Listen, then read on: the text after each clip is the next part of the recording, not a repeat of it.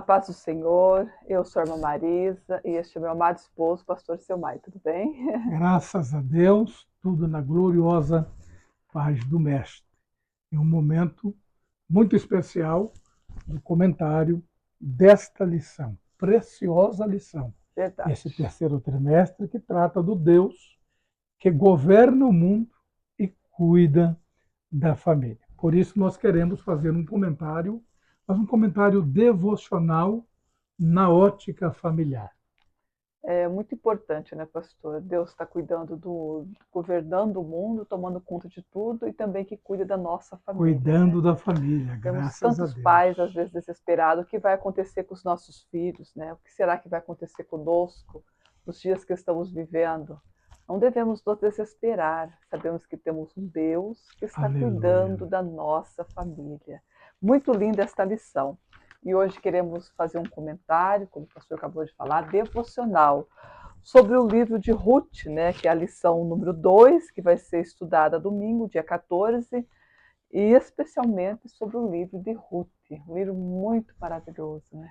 Realmente, o texto áureo do livro de Ruth já começa dizendo assim: sucedeu que nos dias em que os juízes julgavam, houve uma fome na terra, pelo que um homem de Belém de Judá saiu a peregrinar nos campos de Moabe. Ele, a sua mulher e os seus 2 filhos. Somente aqui, irmã Marisa, nós já temos, a propósito Uhum. da nosso comentário devocional na ótica familiar, já no texto áureo, um homem chamado Elimeleque, a sua mulher e os seus 2 filhos. Seus 2 filhos. Se Mesmo desesperou no momento de fome, em de um crise, tempo de né? crise, uma iniciativa, de repente uma precipitação, Com certeza. mas tudo isso nos traz lições Uhum. devocionais e práticas para as Práticas. nossas vidas familiares. E muito importante que no momento de crise não devemos tomar nenhuma decisão, né? Se Elimeleque tivesse esperado um pouquinho mais, orado um pouco mais, né? Buscado a ajuda de Deus, com certeza ele não teria tomado um caminho desse, né, pastor? E aqui também nós aprendemos já no texto áureo, alguém poderia até questionar, mas pastor, se não, ele não tivesse descido para lá, não teria conhecido Ruth e não Ruth, teríamos esse lindo livro e essa linda história. Bem, olhando deste lado, sim, mas eu quero que você entenda, nós precisamos entender que mesmo quando nós tomamos decisões não muito certas sim, ou precipitadas, fora do horário, mesmo tomando um caminho diferente, Deus é Deus de milagre.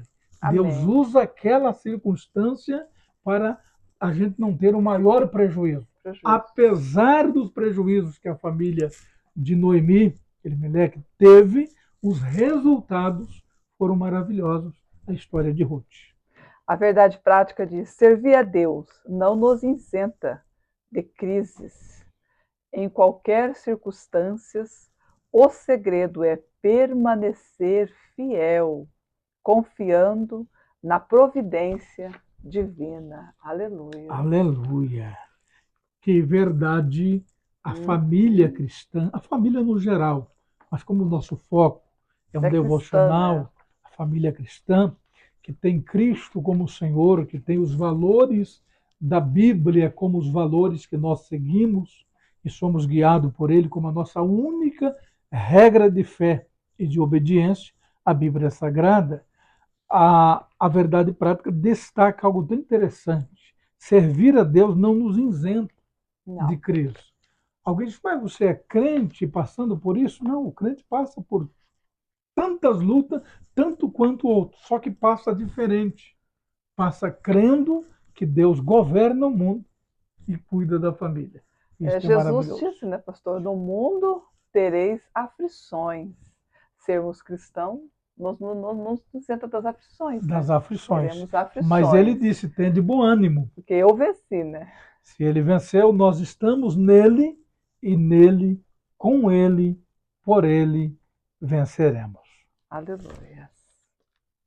Nós já vamos então dando assim uma pincelada, eu me refiro a um toquezinho nos principais pontos, visto que o nosso comentarista foi muito feliz, muitíssimo feliz no comentário, muito profundo, muito teológico, muito importante, e nós queremos, diante de tudo isso, extrair pontos devocionais na ótica, na visão da família ou para a família.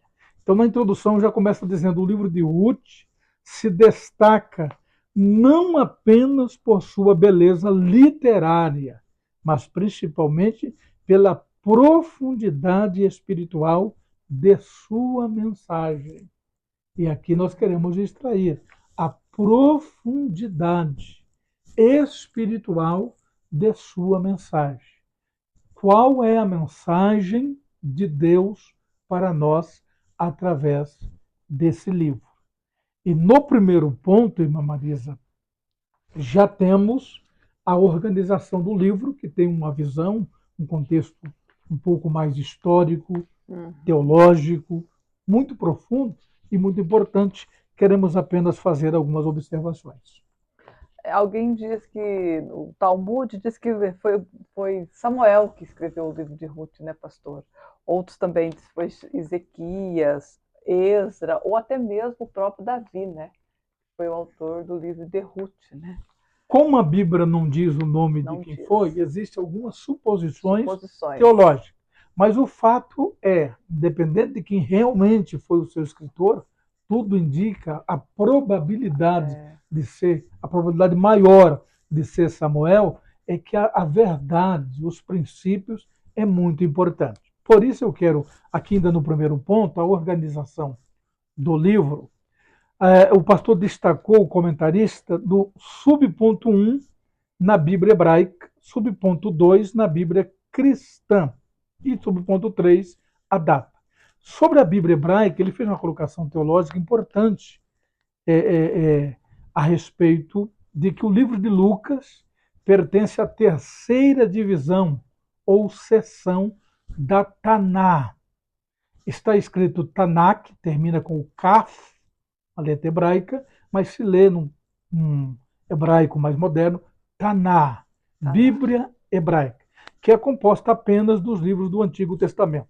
E a Bíblia cristã, essa terceira seção, é chamada de Ketuvim, ou hagiágrafos escritos. A primeira seção é a Torá, que é o Pentateuco. Pentateuco, que a Torá, os 5 livros da Bíblia, que para nós em português, o Penta 5, o Pentateuco.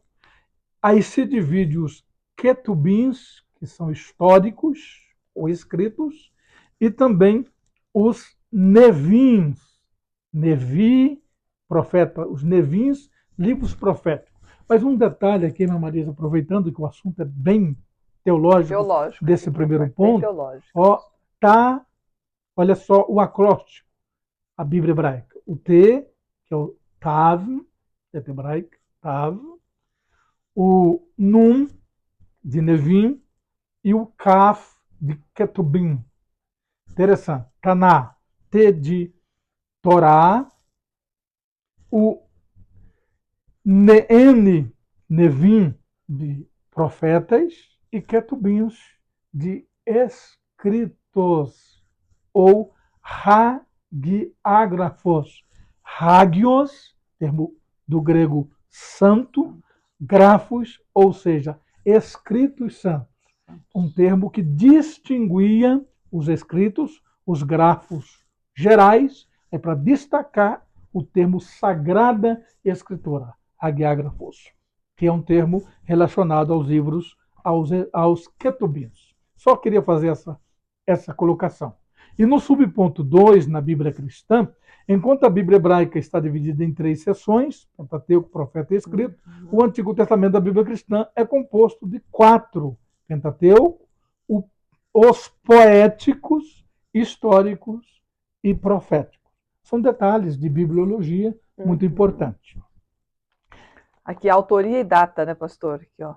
Há uma diversidade de opinião, no ponto ou no Sim, subponto quem foi o escritor sobre e o tal. escritor, aqui há vários textos, mas só destacando sobre o Talmud, obra milenar de regulamentos e tradições judaicas, atribui a ele a autoria. Só lembrando que depois da Torá, a maior autoridade escriturística ou escrita para os judeus é o Talmud.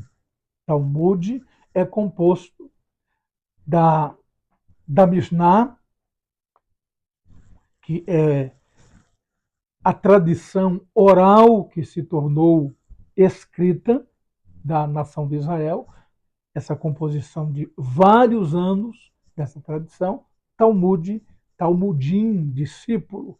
Então, é um livro de muita reverência pelo judeu. Digno, não é inspirado tanto quanto, ou tal como a Bíblia, mas digno de ser ouvido pelo seu conteúdo ao longo da história de Israel. Então, só fazendo aqui uma deferência ao Talmud, tradição judaica. Só lembrando que ele não é inspirado como a Torá. A Torá é a palavra de Deus. Talmud é a tradição dos judeus. Secularismo, hedonismo e idolatria, pastor, aqui o sub 2 diz: depois da morte de Josué e dos demais líderes de seu tempo, levantou-se uma geração que não tinha uma profunda comunhão com Deus e não conhecia o que ele havia feito ao povo hebreu. Que triste essa palavra, né? Você vê, assim que logo que Josué morre, a próxima geração depois dele não conhecia Deus, não conhecia o Senhor. Você Muito vê, os triste. pais daquela época estavam na guerra, estavam conquistando, né, as terras, estavam ordenando o que Deus mandou eles fazer, mandou eles guerrearem, mandou eles conquistarem as terras. As mamães estavam em casa com seus filhos. E com Exatamente. certeza, aqueles dias dos juízes, aquelas mamães israelitas, elas não cumpriram o seu papel, o seu dever, né, das mães de ensinar a palavra de Deus aos seus filhos, porque a mulher judia, elas que ensinavam a Bíblia aos filhos, pois os pais estavam trabalhando, estavam Trabalho na caça, na na guerra. guerra. Você vê aqui quando começa essa palavra falando aqui que eles não conheciam, aquela geração não conhecia o Senhor. Olha que triste, uma geração que não conhecia Deus. Eles tinham acabado de sair de sair do Egito, não tinha muitos anos, eles estavam tantos milagres que eles viam Deus fazer, os seus pais, os seus avós, e as próximas gerações já não conheciam mais o Senhor. Muito triste. Triste, Por né, isso que pastor? nesse segundo ponto, irmã Marisa, eu quero voltar só um pouquinho, como um comentário devocional nessa ótica Uhum. familiar, o segundo ponto, o contexto histórico, no tempo dos juízes, o Exateuco, Penta 5, X 6, Exateuco, o livro de Juízes. Uma coisa extraordinária aqui nós temos, ou melhor, o Juízes é o sétimo, o sexto é Josué. O livro de Juízes, nesse sétimo livro da Bíblia, nós temos uma lição a se pensar. Terminou-se o período de Josué, Uhum. conquistando as terras, As terras. né? Estava vivendo ainda um momento vibrante, extraordinário da passagem pelo Mar Vermelho e agora das conquistas da terra prometida. Vem essa geração entre a morte de Josué e o primeiro rei que foi Saul, o período chamado teocrático, período de aproximadamente 3 séculos, 330 anos aproximadamente. Esta geração pós-Josué já não Não conhecia o conhecia Senhor. o Senhor, que triste. Observe na ótica familiar, que é o nosso propósito aqui, a importância da geração, pais e filhos, Uhum. a transmissão da palavra de Deus, dos valores que são transmitidos pelos pais. E hoje, esta palavra, irmã Marisa, deve ser lembrada, observada, meditada por nós, para não cairmos no mesmo Um erro. alerta, né, Um pastor? Aos alerta, nossos pais, uma avós, que é o nosso advertência. caso, né? Será que a geração dos Uhum. nossos filhos e netos Conhece o conhece o Senhor, Senhor? né, pastor? Estamos vivendo um período, aí vem o segundo subitem aqui, subponto, e eu quero tomar um pouquinho mais de tempo, porque é muito profundo, especialmente para a família. O pastor começou já no título do subponto 2, secularismo, Hedonismo hedonismo e e idolatria. idolatria. Somente aqui nós temos 3 pontos Uhum. doutrinários dentro da doutrina do pecado. A hamartiologia, hamartia, errar o alvo. Olha só, secularismo, hedonismo e idolatria. E essa geração com essas atitudes é uma advertência para Para nós, uma nós. grande advertência. Primeiro, sobre o secularismo. Ao longo do tempo, esse termo secularismo, secular, secularização, eu quero só lembrar da palavra do apóstolo Paulo, quando ele diz: não vos conformeis com este século, com este mundo, esse sistema que é anti-sagrado. Secularismo é o antônimo, é o controle, o contrário Contrário, de sagrado, sagrado, daquilo que é santo, né? sagrado, aquilo que é santo, aquilo que é divino. E nós estamos vivendo numa época que o que nós temos de mais sagrado, pastor? O casamento, Casamento, a a família, né, família. pastor? Vamos pensar no casamento e na família como a primeira instituição divina sagrada. Uhum. Sagrada. Imagina se destruir a família, sobra o quê? Nada, né? Pensa numa igreja. Nós temos mais de 10 departamentos. A departamentalização tem um lado bom, mas tem os seus ônus, os seus prejuízos. Se tirar, por exemplo, vamos aqui, a título didático pensar, crianças da igreja. A igreja continua, infelizmente, sem crianças. Sem criança. Imagina, se tirar os adolescentes, não, a igreja vai continuar, mas aquela lacuna está faltando os adolescentes. Se tirar os jovens, puxa, a igreja vai continuar, mas uma igreja sem jovem é um peso. Uhum. Imagina, uma tristeza. Jovem é vibrante, projeto, casamento, a Rebeca, o seu Isaac. Ok, se tirar a família da igreja, sobra o quê? Nada, né? Só o imóvel e os móveis, Uhum. púlpito, banco e cadeira. Isso não faz culto. Então a família é essencial. A família. E essa família é o reflexo do casamento, dos cônjuges, dos pais, os progenitores. Então, o secularismo, papai e mamãe que está nos ouvindo, está nos acompanhando nesta meditação devocional na ótica familiar sobre esse livro, o secularismo é quando a gente foca mais as coisas que fica por aqui em detrimento, em prejuízo ao que é sagrado. A família, casamento, oração, coisas de Deus. Segundo ponto que o pastor colocou aqui, irmã Marisa, hedonismo. Esse é um termo, hedonismo, que é muito conhecido agora na pós-modernidade, mas é um termo bíblico, porém no seu original grego. O termo hedoné está lá em 2 Pedro capítulo 2, versículo 13, que é traduzido por prazer. Hedonismo é o prazer pelo prazer. Se trouxer prazer, abre mão da razão, abre mão da O que lhe dá consciência prazer, né, e dá pastor? Que prazer. dá prazer, né? Aí nós olhamos para uma sociedade, olha só, que tem prazer em pecar. Tem Prazer. prazer no adultério, tem prazer na imoralidade, tem prazer na promiscuidade, na imoralidade. É o mundo que nós estamos vivendo. E tudo isso destrói o que temos de mais sagrado: casamento e Família. família. Família. Então veja o quanto nós temos aqui, irmã Marisa, de meditação, valores devocionais para a nossa família. Aí ele colocou o ponto 3, pastor. Opressão, clamor e livramento, né? Esse povo estava oprimido, clamaram por Deus e Deus enviou o livramento. O livramento à nação de Israel, né? Que estava presa, era uma presa fácil pelos seus inimigos, como diz o pastor, porque eles haviam adorado a Baal, fazia culto a Baal, ao deus da chuva, a Astarote, pastor, a deusa do sexo, ir à guerra. Olha como que eles estavam, como que eles podem chegar, né, um ponto desse, a nação de Israel, a Infelizmente. nação escolhida A por nação Deus, santa, a nação sim, sagrada. chamada, escolhida. Deus E escolheu aquele aqui, povo, fez irmã tanta Marisa, maravilha no meio deles, a né? gente olha para a nossa vida, a nossa, porque às vezes aponta para Israel, depois de tanta experiência com Tantas Deus, como experiências. chegou a tal ponto? Como que está a nossa família? Os valores. Eles foram aos poucos.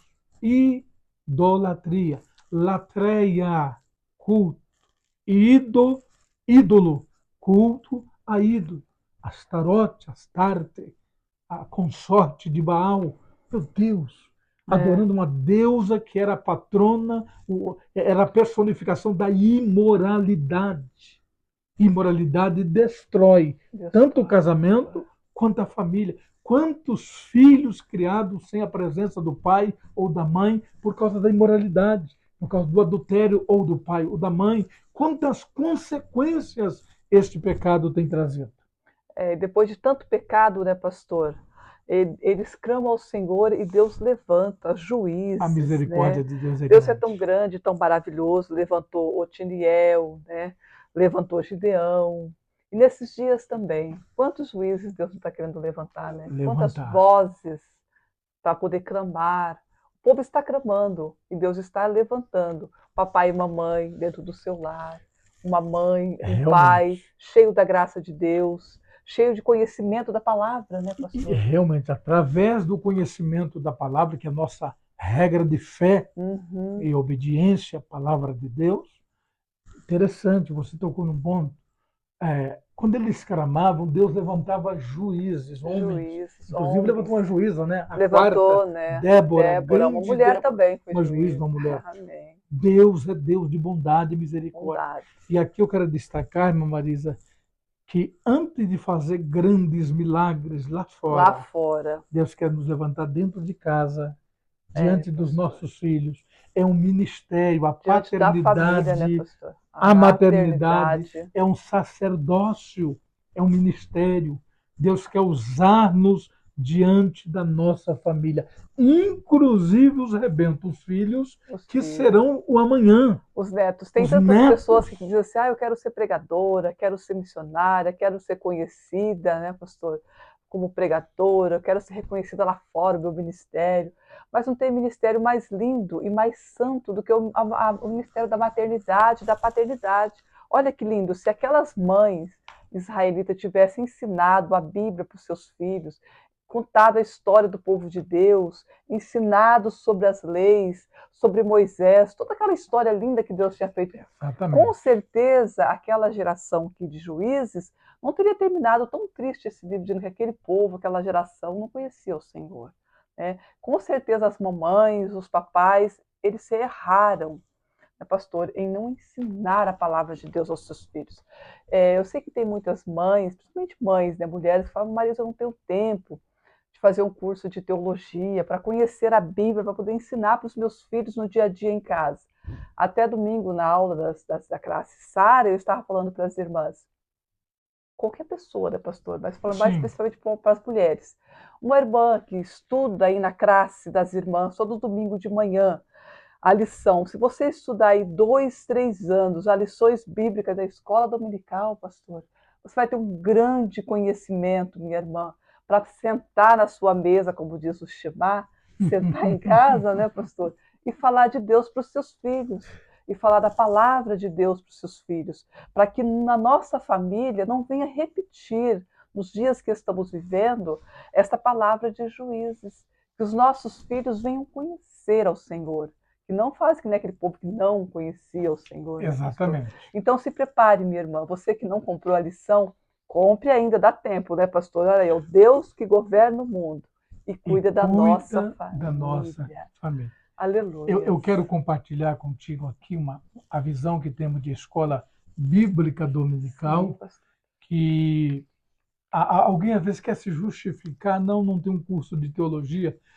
Não existe, não existe um curso de teologia que supere a Verdade. escola bíblica dominical. Uhum. Exemplo, o básico faz em 2 anos, teologia. O bacharelado, o médio, o bacharelado em teologia fazem 4 anos. Quem está na igreja há 10 anos Há 10 anos. ainda não terminou e está 10 anos estudando teologia, estudo sobre Deus. Vamos pensar, nós estamos agora aqui estudando o 3º trimestre. Já estudamos 2 trimestres com 12, 13 lições. Então imagina que durante o ano são 4 trimestres e cada trimestre tem um tema específico que é tratado.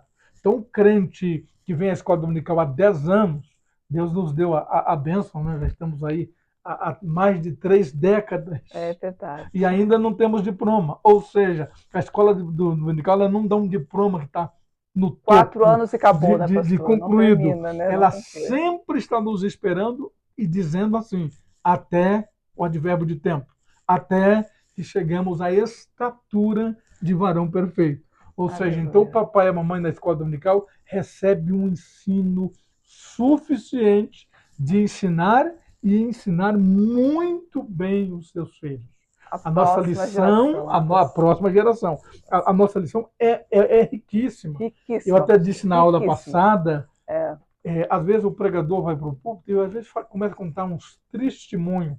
Triste. Às vezes é testemunho, mas a necessidade da palavra é tão grande que não dá para substituir o tempo da palavra. Talvez um testemunho muito específico, tudo bem, mas o pior é que na maioria que a gente ouve é testemunho e não testemunho.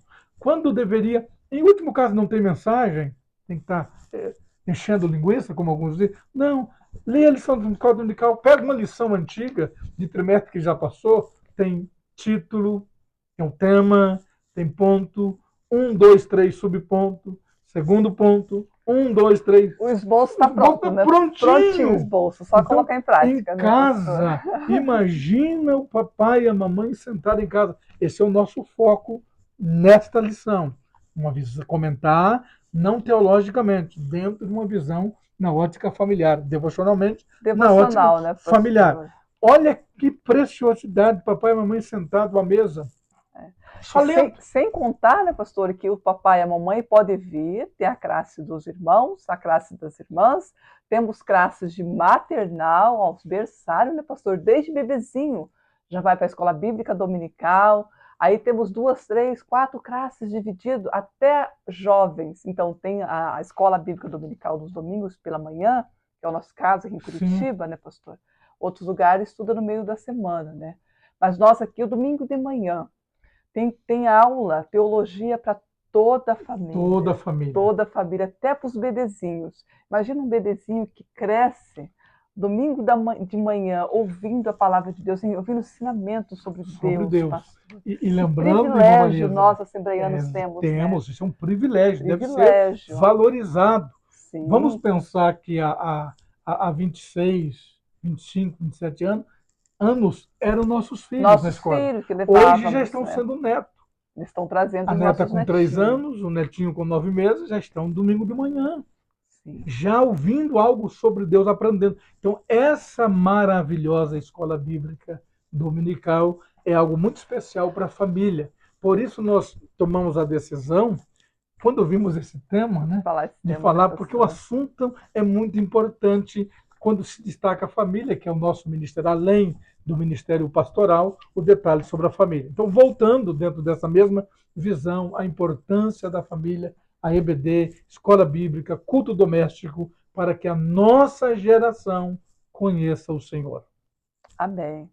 Ponto 3 aqui, pastor. Propósito e mensagem. O cetro de Judá.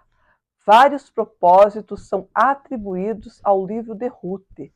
O principal e o mais evidente deles é apresentar Davi como descendente de Judá e da tribo real, da qual veria o Messias, o leão da tribo de Judá.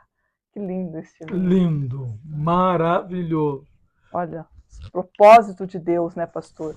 Aqui o comentarista colocou bem claro que um dos propósitos do livro de Ruth é apresentar a tribo real, a tribo de Davi, de Judá, né, pastor, da linhagem de Davi, a qual nasceria Jesus. O enredo, o contexto histórico, a forma como tudo isso aconteceu, apontando para Jesus, Apontando a o mensagem Messias, né, para o pastor? Messias, o Aleluia. Salvador do mundo. E como Deus utilizou famílias para chegar até Jesus. Mesmo que a sua geração foi pelo Espírito Santo, ou seja, Jesus não foi gerado por semente humana, mas utilizaria do ventre, do útero da nossa querida, amada e respeitada irmã Maria, que foi mãe de Jesus. Amor e redenção. Olha que linda essa palavra, pastor. Amor e redenção. A mensagem principal de Ruth é o amor a Deus e o seu plano de redenção da humanidade. Aleluia. Na sequência, eu quero destacar aqui como representantes de judeus e gentios, respectivamente, Boaz, que era judeu, e Ruth, gentílica, que era moabita. Olha o contexto por trás desta história. Deus apontando que quando Jesus nascesse, ele uniria os povos. Judeus, que é o povo da promessa, seria unido com os gentios. Gentios que doravante, ou a partir de então, esses gentios se tornariam igreja. Por isso o apóstolo Paulo, em 1 Coríntios capítulo 10, ele usa o termo, a visão divina de Deus para o mundo tem 3 dimensões. Paulo destaca judeu, que é o povo da promessa. Aí ele trata os gentios e a igreja de Deus. A igreja, todos os salvos de entre os gentios e também judeus, que creem e recebem o Messias, Jesus, como o único e suficiente Salvador da sua vida. Ele perde a condição nacional, espiritual, como povo da promessa, no caso judeu, e torna-se igreja, noiva do Cordeiro. Por isso, Paulo diz que não depende de etnias, línguas e nações, que Cristo universalizou. Não tem macho, fêmea, senhor, servo, povos e nações. Todos são chamados a receber a Jesus. E quando recebe Jesus como Senhor e Salvador da sua vida, se torna igreja de Deus. Aleluia. Jesus, o nosso remidor, né, pastor? Remidor. Nosso remidor. Boaz foi o remidor de Ruth e de sua sogra, Noemi. E Jesus é o nosso, né, o remidor da igreja, do seu povo, da família. Da família. Tanto que na tipologia, no livro, o tema tipológico do livro de Ruth é o remidor. O remidor. O remidor. Boaz foi o tipo que Jesus foi o antítipo, o cumprimento do tipo representado por Boaz. Aleluia. Terceiro sub aqui, pastor, fidelidade e altruísmo. O livro de Ruth abre uma janela que nos permite ver que nem tudo era em trevas nos dias dos juízes. Havia uns remanescentes fiel, que temia Deus e foi usado por ele para cumprir os seus propósitos.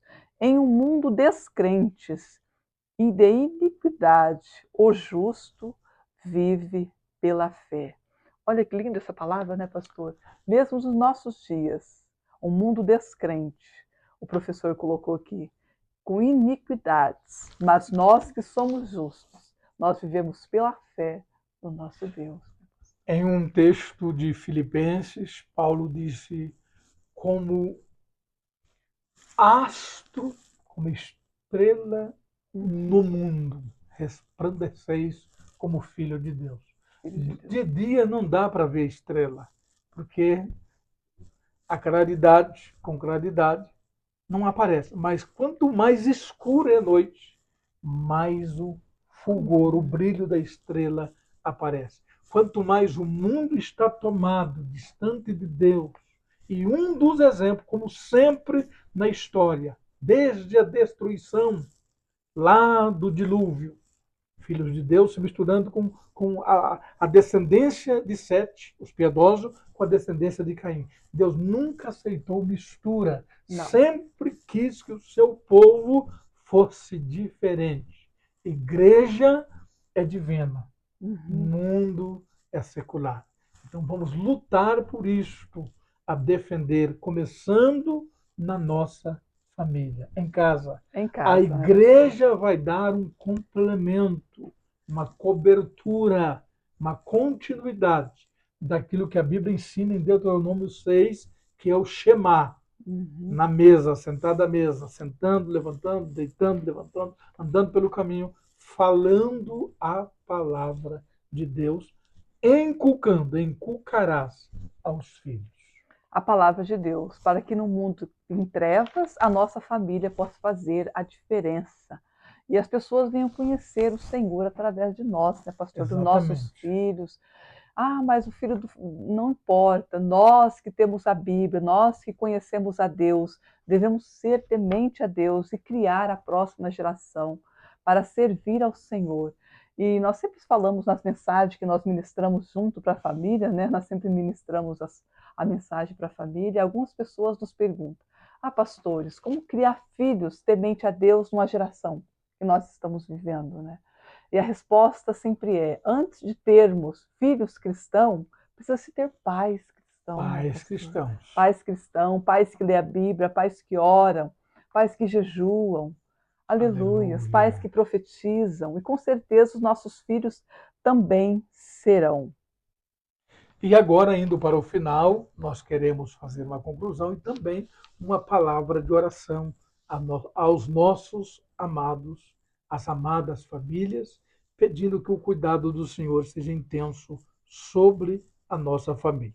Na conclusão, irmã Marisa, eu quero destacar, aqui na conclusão da lição, que o livro de Ruth nos ensina que, a despeito da incredulidade e dos pecados do homem, Deus sempre trabalha para cumprir os seus desígnios, sem violar o princípio do livre-arbítrio humano.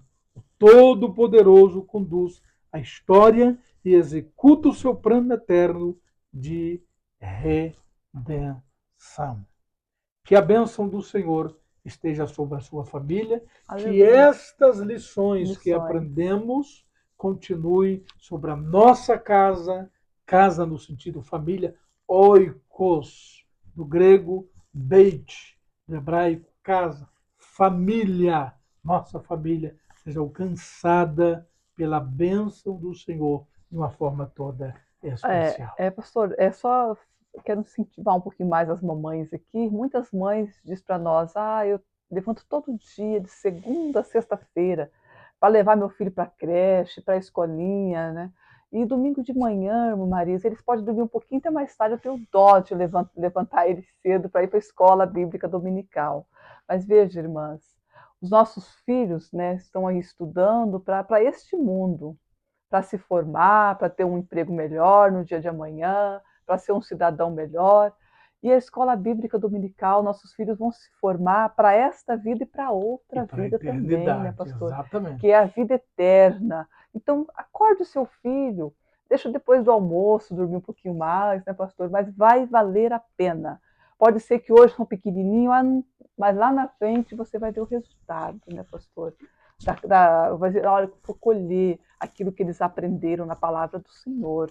Plante a semente da palavra de Deus no coração dos seus filhos, da sua família. Realmente, veja o quanto às vezes nós somos ingratos. Deus nos dá vida e saúde e graça. A gente levanta de segunda a sexta para levá-lo à escola. 5 vezes por semana. Não pode levantar uma Uhum. para Deus e para o bem dele próprio. Sim. Precisamos pensar melhor nisso. Para a escola a gente vai, se eu não for, o conselho tutelar vem. Então, para a escola dominical, e o conselho divino? Uhum. Quanto ao ensinamento, o reforço, que nós fazemos o básico em casa. A escola dominical é um reforço Bem lembrado, irmã Maria. Amém. E muito importante. Vamos orar então. Vamos pastor, orar pela pela família? terminar com a palavra de oração. Aleluia. Aleluia. Graças a Deus. Pai, É nós Deus. oramos neste momento. Sim, Eu e a Deus. irmã Marisa, juntamente, Dê graça a esta ministrando mamãe, esta papai. palavra, Senhor.